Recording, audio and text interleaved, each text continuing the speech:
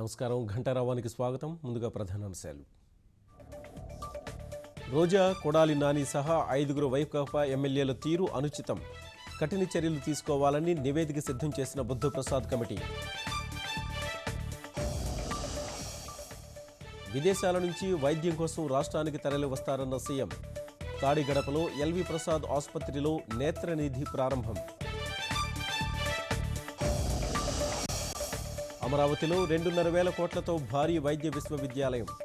2,250 పడకల ఆసుపత్రిని నిర్మించనున్న అమృత వర్సిటీ. అగ్రిగోల్డ్ ఖాతాల్లో కేవలం 6 లక్షలు నగదే. సిఐడి విచారణ తీరుపై అసంతృప్తి వ్యక్తం చేసిన హైకోర్టు.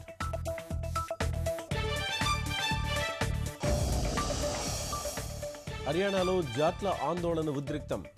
పోలీస్ కాల్పుల్లో 1 మృతి.